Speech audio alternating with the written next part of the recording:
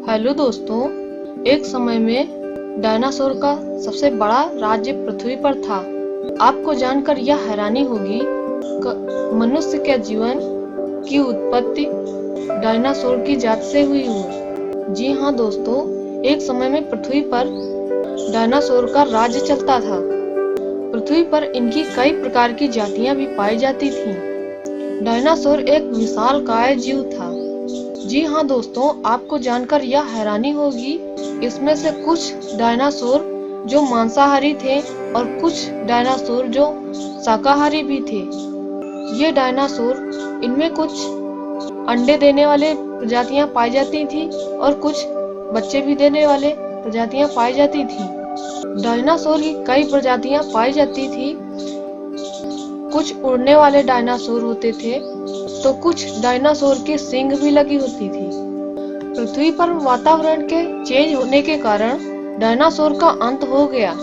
Dinosaur का अंत का एक कारण और है दोस्तों, क्या आप जानते हो? इनका विशालकाय शरीर इनकी भोजन की आपूर्ति के लिए काफी बड़ा था, जो कि मांसाहारी जानवरों के लिए काफी मुश्किल था।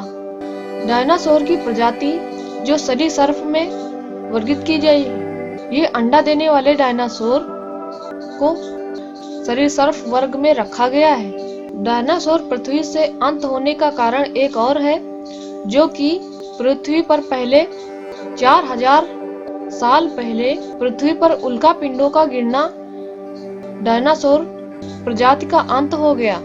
इसी कारण से पूरी तरह से डायनासोर की प्रजाति बिल्कुल विलुप्त हो चुकी है। क्या आप जानते हैं, डायनासोर की जाति से वैज्ञानिकों का कहना है जो आज के विभिन्न प्रकार के प्राणियों द्वारा, या फिर यूं कहें कि जितने भी पृथ्वी पर जीव जंतु पाए जाते हैं, वह सब डायनासोर की ही देन कही गई है। इनके साक्ष्य अभी धरती के अंदर कहीं कहीं मिलते हैं। हजारों वर्ष पहले पृथ्वी पर सबसे ज्यादा जनसंख्या डायनासोर की थी। पृथ्वी पर इनके जीवन की उत्पत्ति एक बैक्टीरिया के रूप में हुई थी, जो आपको जानकर हैरानी होगी कि इतने विशालकाय जीव एक बैक्टीरिया के रूप में कैसे हो सकते हैं। जी हाँ दोस्तों, एक बड़े से समुद्र में, तो दोस्तों जब हजारों वर्ष पहले पृथ्वी पर कुछ भी नहीं था, पृथ्वी भी एक आग का गोला भी थी। यहाँ पर कोई जीवन की उत्पत्ति नहीं हुई थी। ये डायनासोर का निर्माण समुद्र में हुआ, जो एक बैक्टीरिया के रूप में देखा गया था।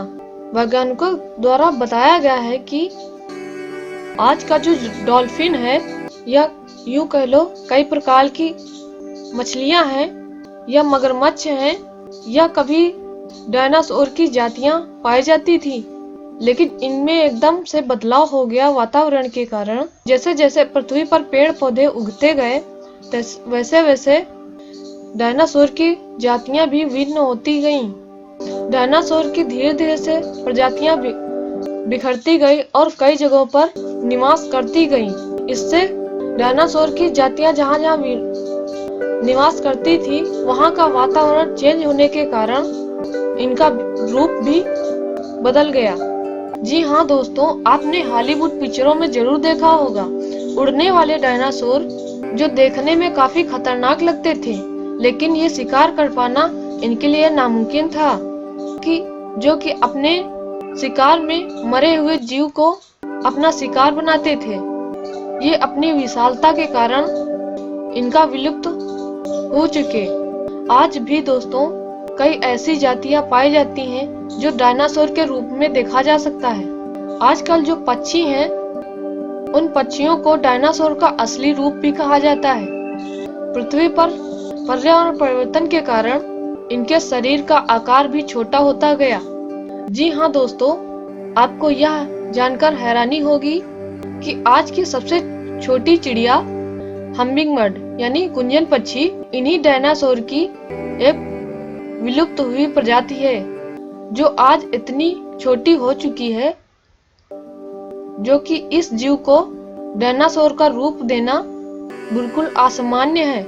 ये थी डायनासोर की ऐतिहासिक बातें। अगर ये वीडियो आपको अच्छा लगा तो आप इस वीडियो को लाइक करके लाल बटन चैनल सब्सक्राइब का बटन दबाकर बेल आइकन को जरूर ऑन करें।